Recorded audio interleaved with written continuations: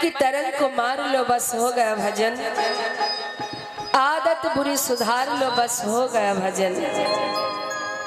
आए हो तुम कहाँ से अरे जाओगे कहाँ, इतना दिल विचार लो बस हो गया भजन। अर्थात মনের চঞ্চলতাকে আগে দূর করো। যত সময় তোমার চিত্ত স্থির না হবে, শান্ত না হবে, তত সময় ভাগবত কথা তোমার কানে ঢুকবে না।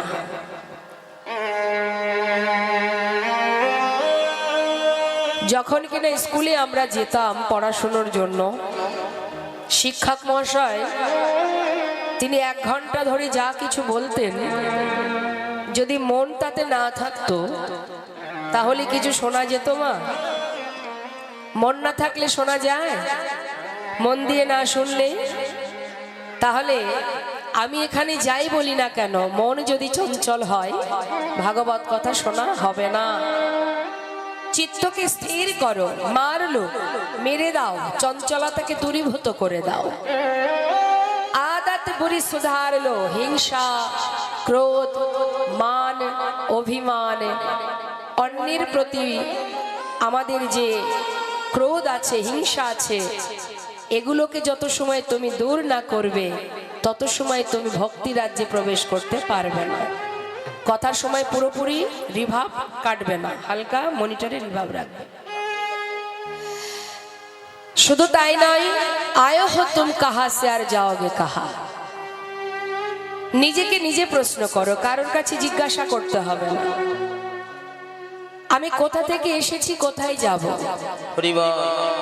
आमार आशा कोथा थेके। अच्छा मायेदेर काछे जिज्ञासा करी, मा आपनारा आपनार बाड़ीटा कोथाय, आपनार बाड़ी कोथाय?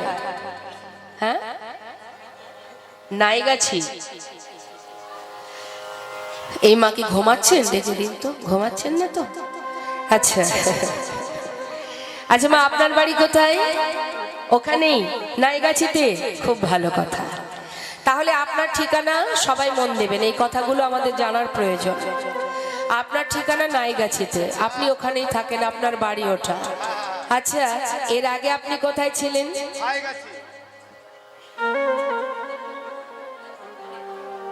এখন আপনি নাইগাছিতে, তার আগে কোথায় ছিলেন? নাইগাছিতেই ছিলেন। বাপের বাড়ি শ্বশুর বাড়ি, বাপের বাড়িতে আসার আগে কোথায় ছিলেন? আমরা জানি না, তাই তো মা? এটাই উত্তর আসবে, জানি না। আচ্ছা যখন মারা যাবেন নাইগাছিতেই থাকবেন? থাকবেন না? তাহলে কোথায় যাব? ওখানে তো আমার দেহটা যাবে, গায়েঘাটাতে শুধু দেহটা যাবে, অসার দেহটা চলে যাবে। আমি কোথায় যাব কি মা? সেটাই আমাদের জানার বিষয়। ভাগবত কথা এই জন্য শুনতে হয়। আমার দেহ থাকবে পড়ে, আমি তো চলে যাব, যেখান থেকে আসা সেখানেই আমাদের ফেরা। এসেছি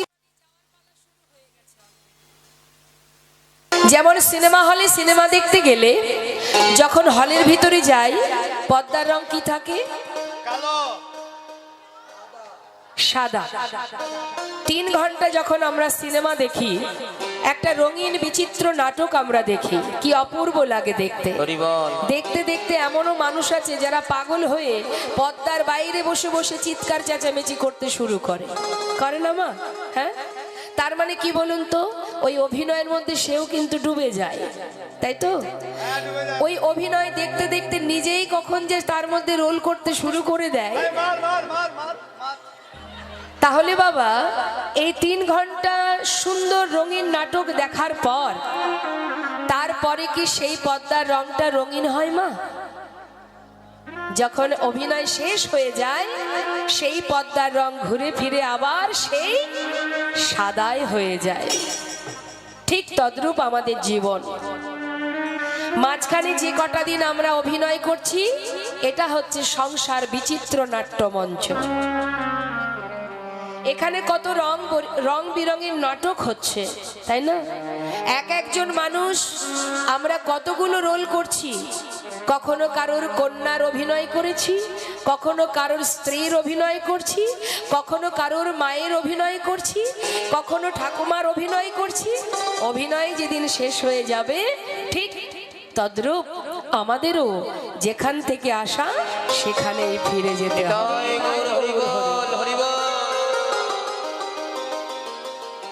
তাহলে সংসারের মধ্যে থেকে পরিবারের মধ্যে, এটা একটা পরিবার, ছেলে মেয়ে আত্মীয় পরিজন, এটা একটা আমাদের পরিবার।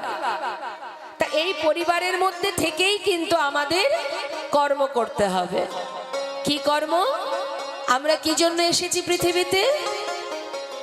84 লক্ষ জনি ভ্রমণ করে তারপরে মানব জন্মটা পেয়েছি মা। কি জন্য? কি জন্য পেলাম মানব জন্ম? শাস্ত্রে বলছেন কৃষ্ণ ভজিবার তরে সংসারে আইনু। আমরা কি জন্য এসেছি? কৃষ্ণ ভজন করব বলে। কোথায় এসেছি? সংসারে।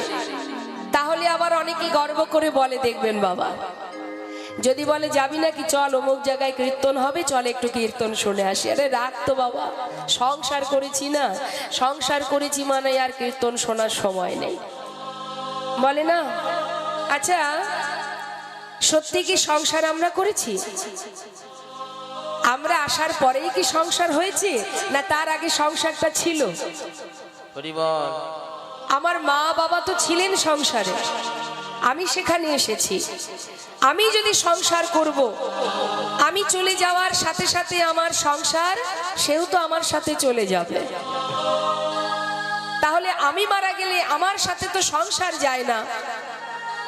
তাহলে সংসার আমরা কেউ করিনি, সংসার আগে থেকেই ছিল, আমরা সেখানে এসেছি। সেই সংসারে এসে আমাদের উদ্দেশ্য কৃষ্ণ ভজন করা।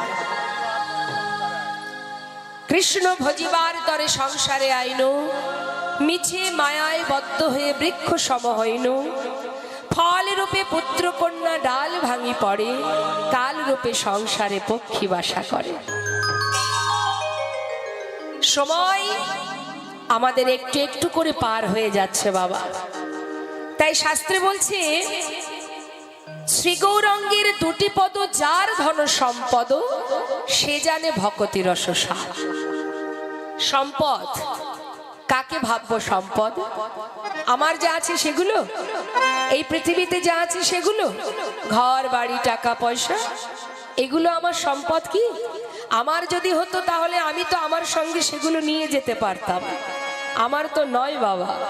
আমার আগে একজন ম্যানেজারি করেছেন, তিনি আজ আসন ত্যাগ করেছেন বলে আমি ম্যানেজারি করছি। আজ আমি যখন চলে যাব আর একজন সেই আসনে এসে বসবে। অর্থাৎ এ জগতে যা কিছু আছে তার মালিক আমি নই। আমার সম্পদ এগুলো নয়, এগুলো আমার দেখার দায়িত্ব প্রভুর কৃপায় পেয়েছি, দেখাশোনা করছি শুধুমাত্র।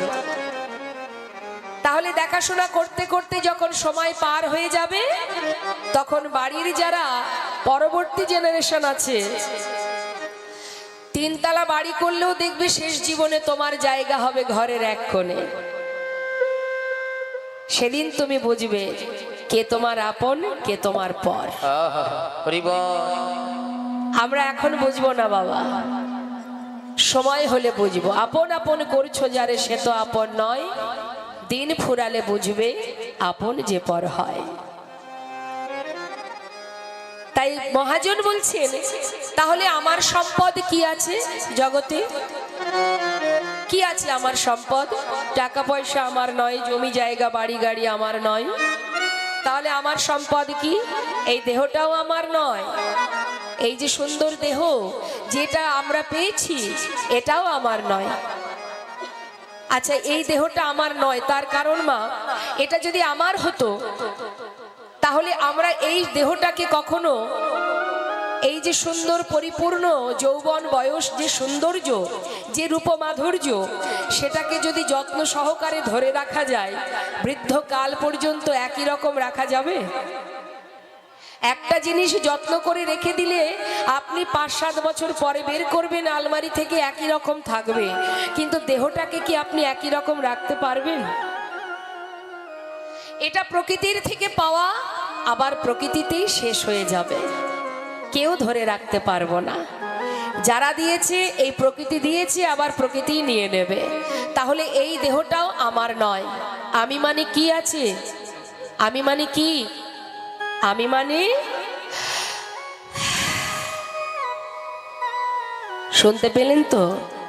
হ্যালো, একটু রিভাব রাখো ইনপুটে। আমি মানে শ্বাস, এই যে চলছে, এতটা নয়। যখন এসেছিল এই দেহে, মানে আমি যখন এই দেহে এসেছিলাম তখনও কেউ জানতে পারেনি, আবার যখন চলে যাব তখনও কেউ জানতে পারবে না। আমি মানে দেহ নয়। এই হাত দুটো কি আমি? আমার। এই দেহ আমি, আমার। তাহলে সবই আমার, হাত আমার, চোখ আমার, দেহ আমার, মুখ আমার, সবই আমার। তাহলে আমি কোথায়? এই দেহের মধ্যে আমি কোথায়? টুকরো টুকরো করে কাটলেও খুঁজে পাওয়া যাবে না আমি কোথায় আছি। হরি বল।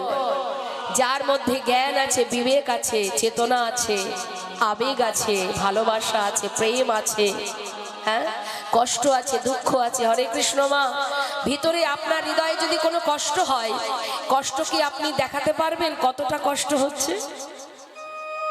ওজন করা যাবে? কেউ বলতে পারবে যে আমার এত পরিমাণে কষ্ট হচ্ছে? এটা বোঝা যায় না, এটা অনুভব করতে হয়, তাই না? হৃদয় মাঝে সুখ হলেও আমরা বলতে পারি না কত রকমের বা কতটা সুখ হচ্ছে। এগুলো সবই অনুভব। এই অনুভব ততক্ষণ থাকবে যতক্ষণ তুমি এই দেহের মধ্যে থাকবে। তাই ভগবানকে অনুভব করতে হয়। ভগবানের লীলা মাধুর্য, তার মহিমা, গুণকথা, এগুলো অনুভব করতে হয়। অনুভবের বিষয়। আজ দেখুন, শাস্ত্রে বলছে শ্রী গৌরাঙ্গের দুটি পদ। তোমার সম্পদ, তোমার সম্পদ মানে গৌর হরির যুগল চরণ। এটা তোমার সম্পদ, মানতে তোমাকে হবে। এ জগতে কিছুই আমার নয়। ওই একটা জায়গাই হলো আমার ঠিকানা, ওই একটা জায়গাই হলো আমার সব, তার রাঙা চরণ তলে, সেটাই আমার ঠিকানা। শ্রী গৌরাঙ্গের দুটি পদ, যার ধন সম্পদ। সম্পদ যদি ভাবতে হয়, ভগবানের চরণকে নিজের ধন সম্পদ মনে করো, সেটাই তোমার সম্পদ। আর কি বললেন? সে জানে ভক্তি রসসার।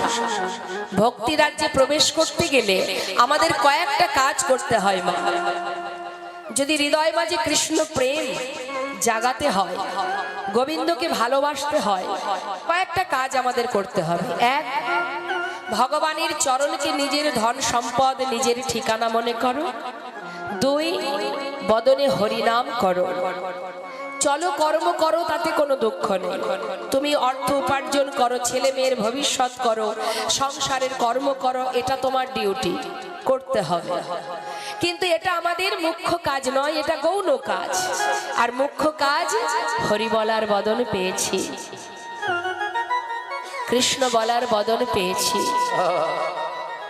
কত কষ্ট করে পেয়েছি বলুন তো মা। শাস্ত্রে বলছেন জলজা নবলক্ষানি স্থাবরা বিংশতি, ক্রিমিয়া রুদ্র সংখ্যা পক্ষিনং 10 লক্ষ কম, 30 লক্ষানি পশু মানুষ্চ 24 লক্ষানি মানবা। ভালো করে কথাগুলো শুনবেন। কত সাধনার পর তবে এই সুন্দর দেহটা পাওয়া। জলজা নবলক্ষানি, পৃথিবীতে আমরা এই প্রথম আসিনি। এই মানব জন্ম পেয়েছি, এটা আমার প্রথম নয়, বরং এটা হচ্ছে শেষ জন্ম। এর আগে অনেকবার এসেছি। জলজা নবলক্ষানি, জলের প্রাণী হয়েছি 9 লক্ষ বার। জলের মধ্যে যত প্রাণী আছে সেই সকল প্রাণীকুলে জন্ম পেয়েছি 9 লক্ষ বার। তাহলে এই জলজ প্রাণীর শেষ জন্ম কোনটি মা? শঙ্খ জন্ম। যেদিন আমি শঙ্খকুলে জন্ম পেলাম,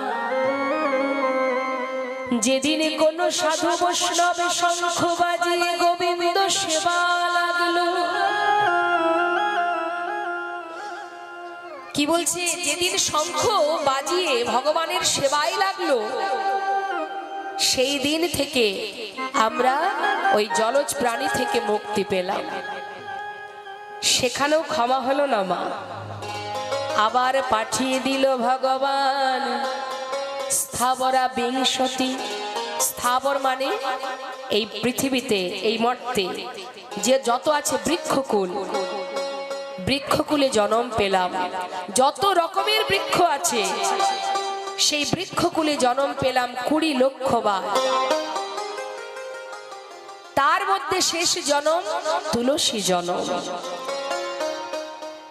যেদিন তুলসী হয়ে জন্ম পেলাম, তাহলে চলে গেল মা জলজা নবলক্ষানি স্থাবরা বিংশতি, অর্থাৎ 20 আর 9 যোগ করবেন, কতদিন আছে এই পৃথিবীতে।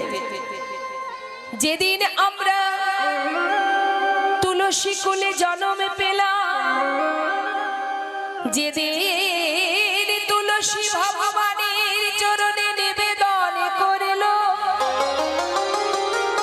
যেদিন ভোগের থালায় তুলসী দিয়ে হা গোবিন্দায় নম বলে নিবেদন হলো, সেদিন হতে আমরা এই বৃক্ষকুল হতে মুক্তি পেলাম।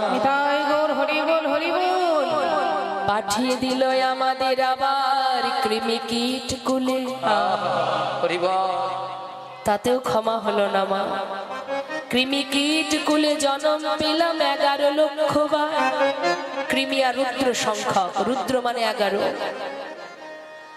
কৃমি কীটের শেষ জন্ম বজ্রকীট, যেটা নারায়ণ শিলাতে থাকে। সেখান থেকে পাঠিয়ে দিল আমাদের পক্ষী কুলে। কতবার ঘুরেছি বাবা, কত কষ্ট করেছি আমরা। কৃমি কীট কুল হতে মুক্তি পেয়ে গেলাম আমরা পাখি কুলে জন্ম পেলাম। এই পাখি কুলের শেষ জন্ম হলো ময়ূর জন্ম।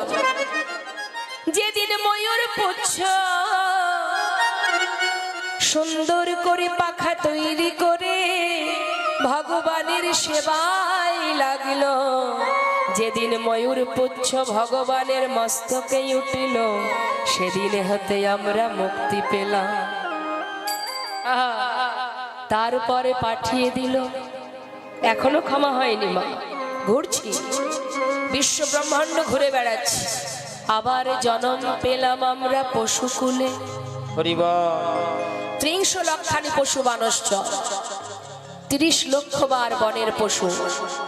পাখি হলাম, বৃক্ষ হলাম, এবার পাঠিয়ে দিল পশুকুলে।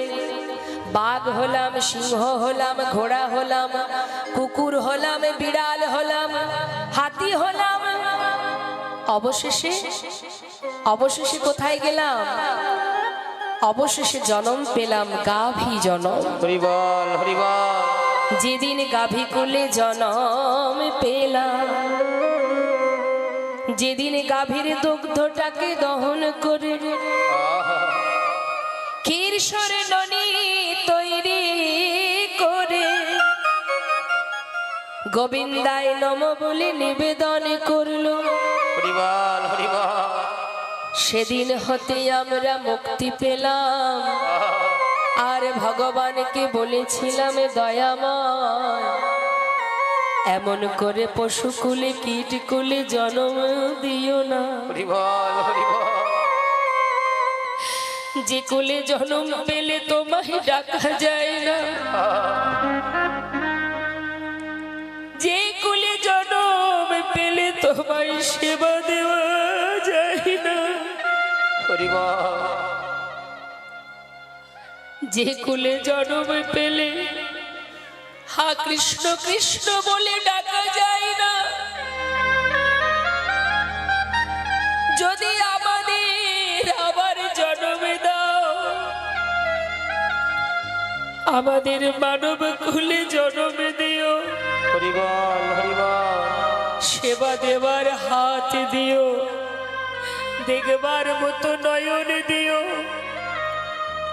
যদি আবার জন্ম দাও, তাহলে একবার কৃপা করে মানব কুলে জন্ম দিও। যে কুলে জন্ম পেলে তোমায় দেখা যায়, তোমার সেবা দেওয়া যায়, তোমায় হৃদয়ে ধরে রাখা যায়, ভালোবাসা যায়, সাধু গুরু বৈষ্ণবের সঙ্গ করা যায়, ভক্তের চরণ ধুলি অঙ্গে মাখা যায়, কৃষ্ণ কৃষ্ণ বলে কাঁদা যায়। ভগবান ভক্তের কান্না সইতে না পেরে বলে উঠলেন, জীব বেশ, এবার তোদের মানব কুলে পাঠাবো। পাঠিয়ে দিল মা, দিল মানব জনম। পৃথিবীতে আসা মাত্রই মা বাবা সবার সঙ্গে পরিচয় করিয়ে দিল, সব কিছু দেখিয়ে দিল, সবার সঙ্গে চেনা জানা করিয়ে দিল। কিন্তু যার কৃপায় মানব জনম পেলাম,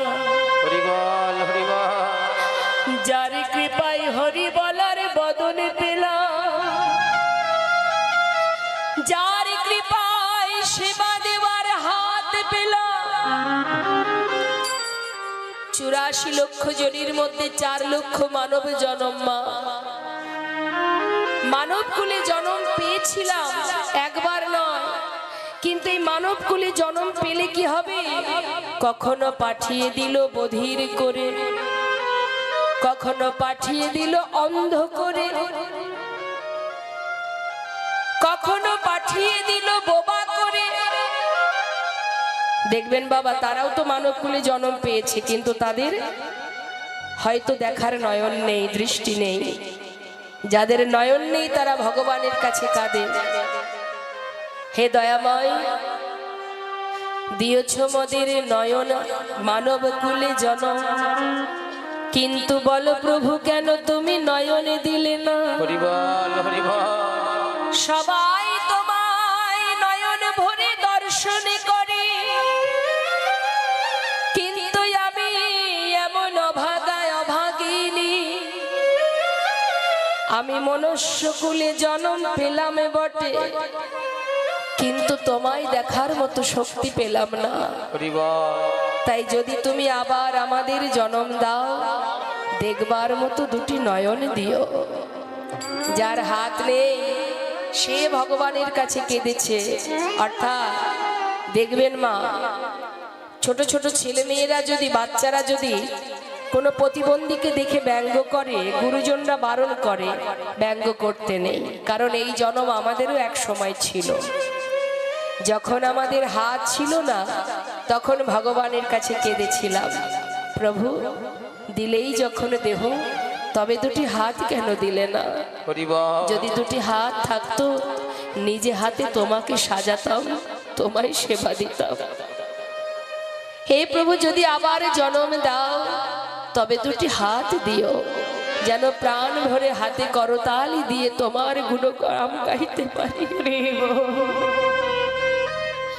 সব কিছু চেয়েছি মা, তারপর করুণাময় কৃপা করে দেখার মতো নয়ন দিল, সেবা দেওয়ার মতো হাত দিল, বলবার মতো শক্তি দিল, শোনার মতো শ্রুতি দিল, ধরে রাখার মতো হৃদয় দিল, আবার গোবিন্দ দর্শনে যাওয়ার লাগি চরণ দিল। সবই দিল বটে, দিলে কি হবে আজও জানতে পারলাম না, আজও বুঝতে পারলাম না। সময় আমাদের চলে যাচ্ছে, আজও জানা হলো না কি করা আমার উচিত আর আমি কি করে চলেছি। তাই গৌর হরি বল। তাই তো শাস্ত্রে বারবার বলছি, ওরে জীব, কলিযুগে কলিহত জীব সাধন ভজনে যাগযজ্ঞ করতে পারবে না। তাই এদের জন্য সহজ উপায় মধুমাখা হরিনাম জপ করা। যেখানেই থাকুক না কেন, যেভাবেই থাকুক না কেন, অপবিত্র পবিত্র বা সর্বাবস্থান গত পিবা যশারি পুণ্ডরিকাক্ষ সবার জবান্তর সূচি। অর্থাৎ তুমি পবিত্র অপবিত্র সূচি অসুচি যেখানে থাকো, যেমন থাকো, কোনো দুঃখ নেই। যখনই হরিকে স্মরণ করবে সেই মুহূর্তেই তোমার ভিতর বাহির পবিত্র হয়ে যাবে। সেই জন্য মা আমাদের অতি উত্তম উপায় হলো এটা। অন্যান্য যুগে ভগবানকে পেতে গেলে যেমন সাধনা করতে হতো, যজ্ঞ করতে হতো, কলিযুগে কিচ্ছু করতে হয় না। কলিযুগে কর্মের সাথে হাতে কাজ করো আর মুখে হরি নাম করো, কি আছে করাইতে যায়। সারাদিন পরনিন্দা পরচর্চা না করে, অন্যদিকে মন না দিয়ে, সংসারে কাজের মধ্যে দিয়ে যদি সারাদিন আমি বদনে গুনগুন করে মহামন্ত্র জপ করি, আলাদা করে জপের মালা হাতে নিয়ে জপ করার যে আলাদা সময় আমাদের খুঁজে বের করতে হয়, সেটা লাগে না। সারাদিন যদি কাজের মাঝে মহামন্ত্র জপ করা যায়, নিতাই গৌর হরি।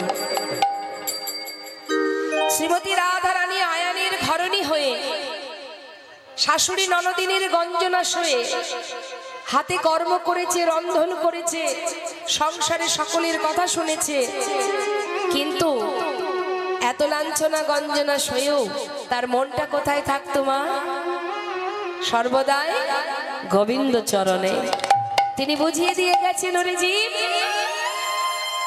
যে যে পরিস্থিতিতেই থাকুক না কেন, সংসারের মধ্যে যে যেভাবেই থাকুক না কেন, যদি তার মনে প্রাণে ভালোবাসা থাকে, সে যে অবস্থায় থাকুক, যদি একবার হাজার কাজের মধ্যে দিয়ে মনকে গোবিন্দ চরণে সঁপে দিতে পারে, তার একসঙ্গে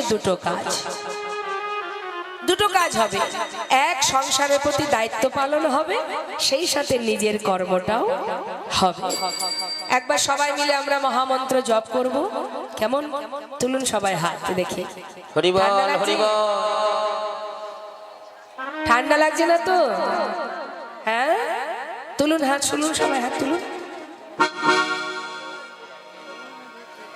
প্রত্যেকে তুলবেন। আমি হরিনাম গাইব, নাম শেষ হবে, আপনারা গাইবেন, কেমন? হ্যাঁ, জোরে জোরে গাইবেন। হরে কৃষ্ণ কৃষ্ণ কৃষ্ণ হরে হরে, হরে রাম হাত তুলে, রাম রাম হরে হরে, হরে কৃষ্ণ বলুন।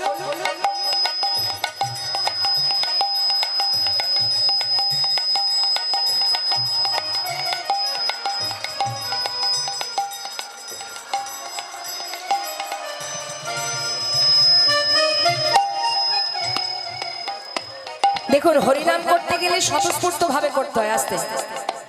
এটা হরিনাম মহামন্ত্র। আপনি মহামন্ত্র জপ করছেন, ভগবানের নাম করছেন, তা মহামন্ত্র জপ করবেন, তার ভিতরে এমন অলসতা থাকলে হবে না। ইচ্ছা নেই, কীর্তনিয়া বলছে তাই গাইতে হচ্ছে, এই ধরনের ভাবনা নিয়ে কখনো হবে না মা। নিজের মন থেকে গাইতে হবে। প্রত্যেকের হৃদয়ে পরমাত্মা আছে, তাই সময় নষ্ট না করে অবহেলা করবেন না। যার যার নিজের মঙ্গলের জন্য যেতে হবে তো আবার আমাদের সবাইকে ফিরে। কোথায় যাব? গোবিন্দের পরিবারে। তা সেখানে যাওয়ার জন্য আমাদের পথটা একটু পরিষ্কার করতে হবে। তুলুন হ্যাঁ, সবাই তুলুন, জোরে জোরে গাইবেন। হরে কৃষ্ণ কৃষ্ণ কৃষ্ণ হরে হরে, হরে রাম রাম রাম হরে হরে, হরে কৃষ্ণ হরে।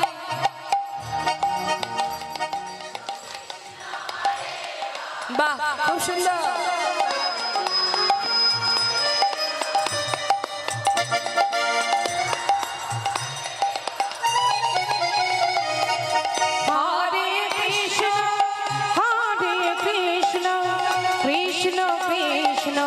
হরে হরে, হরে রাম রাম রাম হরে হরে, হরে কৃষ্ণ। হাত তুলে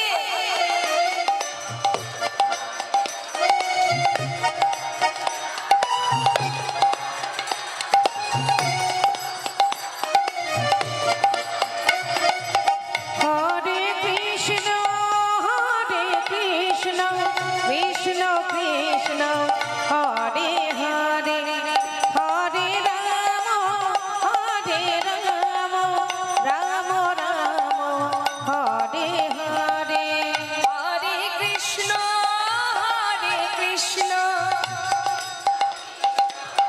বাবা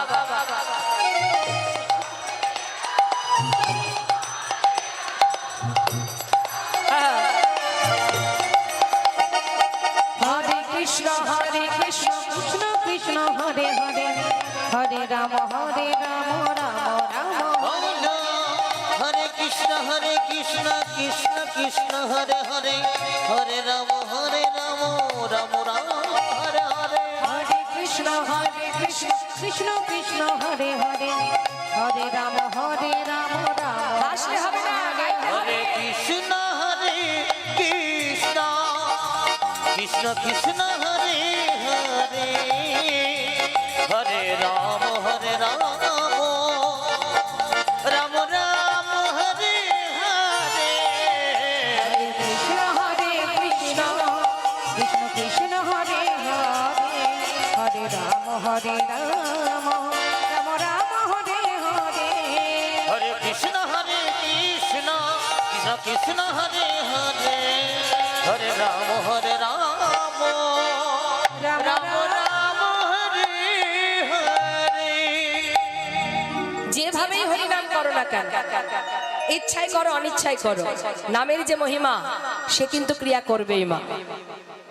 শাস্ত্রী বললেন, হেলায় বা শ্রদ্ধায় জীবা নাম লয়, ক্রমে ক্রমে কৃষ্ণ ভক্তির হয় উপচয়। কেউ যদি অবহেলা করেও কৃষ্ণ নাম বলে, অনেকে দেখবেন কৃষ্ণ নাম বলতে চায় না, কৃষ্ণের প্রতি অনেক অভিযোগ থাকে। জানি জানি তোমার কৃষ্ণ কত ভালো, জানি জানি কত মেয়েদের নিয়ে, কত রমণীদের নিয়ে কত কি করে বেরিয়েছে। ভালো নয়, একেবারে ভালো নয়। যতই বলুক, ওই যে বলছে না তোমার কৃষ্ণ, মুখে উচ্চারণ হচ্ছে তো বাবা, এইভাবেও যদি বলতে থাকে, লক্ষ্যহীরা হরিদাস ঠাকুরকে ভণ্ড বলে প্রমাণ করতে গিয়ে সেই লক্ষ্যহীরা ওই নাম শুনতে শুনতে যদি নিজেকে নিজে হারিয়ে ফেলে, তাহলে যে ব্যক্তি বারবার মুখে উচ্চারণ করবে, দেখবেন যারা নাস্তিক হয় মা, যারা ভগবানকে ভালোবাসে না, তারাই দেখবেন আবার বেশি ভগবানের নাম করে। যদি বলেন কিভাবে, সাধু গুরু বৈষ্ণব পদ দিয়ে দেখলেই হয়, ব্যঙ্গ করার জন্য বলে না জয় নিতাই,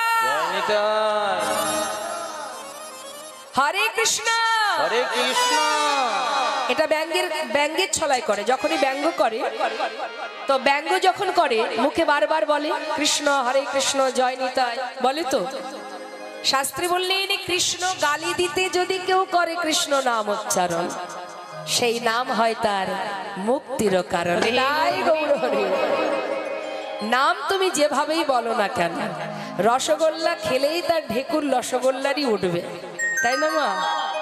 তা যেভাবেই বলো না কেন, ইচ্ছায় বলো অনিচ্ছায় বলো, নামের এমনই মহিমা, নাম তো তোমায় তার ক্রিয়া করবেই করবে।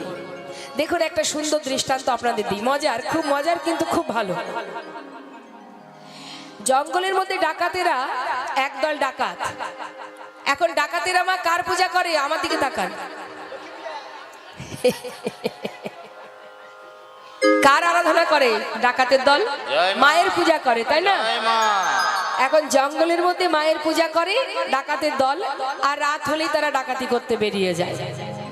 তা একজনের বাড়িতে ডাকাতি করতে যাবে বলে বলেছে, শোন এই এদিকে আয়। বলছি শোন, ওই অমুকের বাড়িতে ডাকাতি করতে যাবি, তবে একটা কথা বলে দি, যাবার সময় যদি দেখিস কোথাও হরিনাম কৃষ্ণ নাম হচ্ছে, খবরদার ওই নাম কিন্তু শুনবি না, না নাম শুনবি না। বলছে বেশ, তুলোতে হবে না, আমি বলে দিচ্ছি। যদি দেখিস কোথাও হরিনাম হচ্ছে, হরিনাম যজ্ঞ হচ্ছে, সাধুগুরু বৈষ্ণব আছে, খবরদার ওই কথা যেন, ওই দিকে তো যাবেই না, কথাও শুনবি না। চুরি করতে গেছে বাবা, যেতে পথে যখন যাচ্ছে, যাওয়ার পথে দেখছি এক জায়গায় সাধু সঙ্গ হচ্ছে, ভাগবত কথা হচ্ছে। এখন ভাগবত কথা হচ্ছে, এবার ওই ভাগবত কথা যে বলে দিয়েছে সর্দার, যে খবরদার ওই নাম কিন্তু শুনবি না, তাড়াতাড়ি করে কোমর থেকে গামছাটা খুলে কানটা, দুই কান বাঁধবে বলে ভালো করে বাঁধতে বাঁধতে তার মধ্যে দুটো তিনটে কথা কানের মধ্যে ঢুকে গেছে। নিতাই গৌর হরি। হ্যাঁ ওই যে সর্দার বলেছে এখন গামছাটা কোমর থেকে খুলে কানে বাঁধতে বাঁধতে তিনটে কথা ঢুকে গেছে কানের মধ্যে। গেছে তো গেছে, তাতে কি আছে। এবার চুরি করে ফেরার পথে ধরা পড়ে গেছে। যেই ধরা পড়েছে আসামিকে সোজা দিয়েছে থানায় পুলিশের হাতে। এখন পুলিশে কি করেছে, সেই ব্যক্তিকে ভরে দিয়েছে মা, খাঁচায় ভরে দিয়ে। এখন দেখবেন ওই থানাতে বড়বাবু, মেজবাবু, ছোটবাবু থাকে না, এখন তো বলা যাবে না। এখন বড়বাবু বলছে এ তো খুব সুবিধার ব্যক্তি নয়, নিশ্চয়ই এদের সঙ্গে আরো কিছু ব্যক্তি আছে, চল এর পেটের থেকে কথা বের করতে হবে। এখন মা জেলে ভরে দিয়েছে খাঁচার মধ্যে, কারাগারে। এখন প্রথমে ঢুকেছে বড়বাবু। বড়বাবু ঢুকে হাতে একটা লাঠি নিয়ে গিয়ে দাঁড়িয়েছে। এইদিকে টাকা, এখানে দাঁড়া, এখানে এদিকে আয়। তোদের সঙ্গে আরো কারা আছে বল, আর সব কোথায় দলের লোক কোথায় আছে? সে তো একটা কথা মা জানবেন, ওই যারা ডাকাতি করে তাদের একটা ভালো গুণ আছে, তাদের মধ্যে একটা কথা বলা থাকে যে ভাই জীবন চলে যাবে কিন্তু যেন মুখ থেকে কোনো কথা না বাইরে বেরোয়। হ্যাঁ, এখন যেই না বড়বাবু এসে লাঠি দিয়ে মারামারি করছে, তার তো জীবন শেষ হয়ে যাচ্ছে কিন্তু মুখ থেকে কিছু বলছে না। বল আর সব কোথায় আছে? এই তোদের ঘাঁটি কোথায় বল, আর তোদের দলে আর কে কে আছে, তোদের সর্দারকে, পান্ডাকে বল। সে তো কোনো কথাই বলছে না। বড়বাবু আর পারলো না, তিনি আবার বেরিয়ে গেলেন। মেজবাবু বলছে এইভাবে হবে না, এইভাবে হবে না, ওকে কলে ফেলে ওর কাছ থেকে কথা আদায় করতে হবে। কি কল না, ওদের আরাধনা মা কালী, কালী রূপ ধারণ করতে হবে।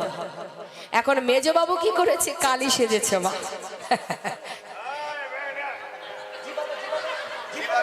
কালী সেজেছে। এই কথাগুলো বলার কারণ আছে, এর কারণটা বলছি আপনাকে। যে দেখুন দুটো তিনটে কথা ওই গামছা দিয়ে বাঁধতে বাঁধতে কান, তার মধ্যে তিনটে কথা ঢোকার ফলটা কি?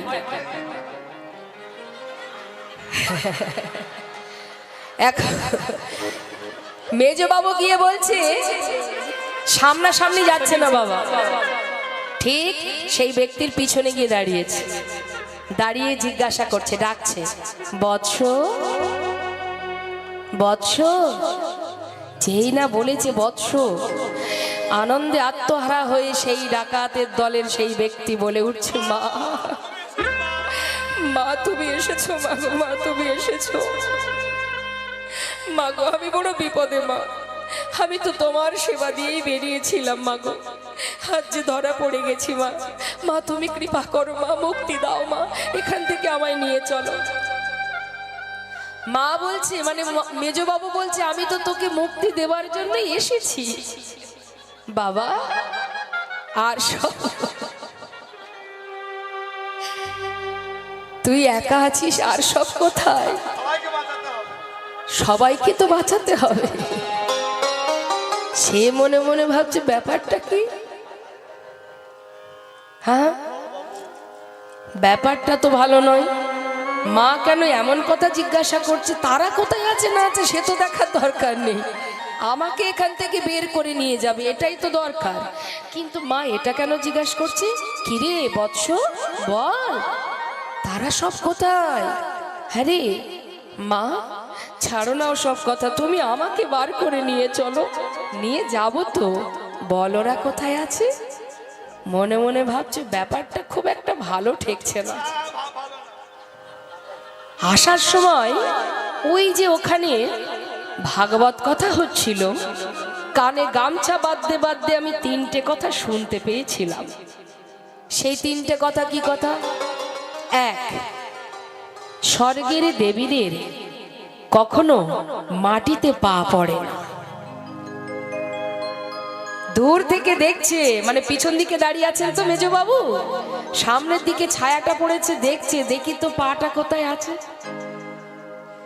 দেখছে হ্যাঁ পাটা বেশ মাটিতেই আছে। আর একটা কথা শুনেছিলাম সাধুদের মুখে, যে দেবীদের কখনো চোখের পলক পড়ে না। দেখছে আর চোখে, বেশ তো চোখের পলক পড়ছে। আমি তো কথা বের করব না। আর একটা কথা, তিনটে কথা। দেবীরা তারা পদ্ম ফুলের উপরে বসে থাকে, তাদের ছায়া পড়ে না। মনে মনে ভাবছে এত বড় একটা ছায়া পড়েছে। হ্যাঁ, দেবীদের তো ছায়া মাটিতে পড়ে না, এত বড় একটা ছায়া পড়েছে। হ্যাঁ, এ তো মা নয়। আর তো কথা বলবো না, কথা কিন্তু তার মুখ থেকে আর বের করতে পারেনি মা। তাহলে এই জায়গা থেকেই আমি আপনাদের বোঝাবো যে ওই যে অনিচ্ছাকৃত দুটো তিনটে কথা কানে ঢুকেছিল বলেই সে কিন্তু বুঝতে পেরেছিল যে এটা এই ব্যক্তি আসল না নকল। শাস্ত্রে বলছেন, তুমি যেভাবেই শোনো না কেন, নাম যেভাবেই শোনো না, যেভাবেই তুমি আস্বাদন করো না কেন, তার কিন্তু একটা ক্রিয়া একদিন না একদিন কাজ করবেই। তাই বৈষ্ণব মহাজন বলছে, যে সময় করিয়া পথটি ধরিয়া যেবা চলে দ্রুত গতি, সময়ের শেষে অনায়াসে সেজন চলে যায় আপন বাসন। হরিনাম মহামন্ত্র শুনলেও মঙ্গল, বললেও মঙ্গল, শুনলেও মঙ্গল। আসুন একবার কি বলছে, শুনলে কি হয়, নাম কেউ শুনলে কি হয়। এই যে আপনারা শুনছেন, নাম শুনলে কি হবে, কি বলছে শাস্ত্রে? শ্রী গৌরাঙ্গের মধুর লীলা,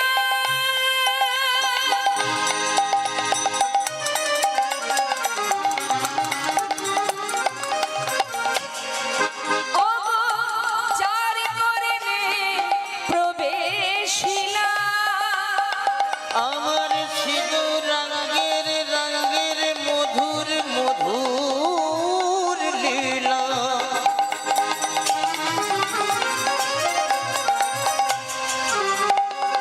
ও গো যার করনে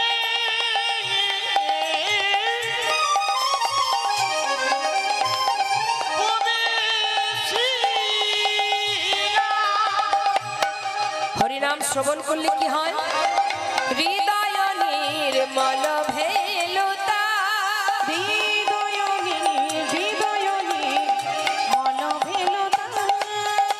অজ্ঞান ধার যায় গো দূরে,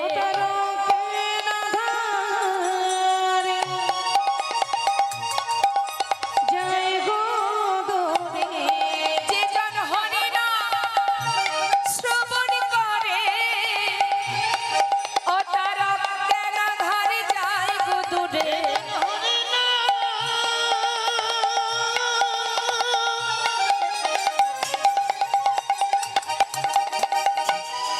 ও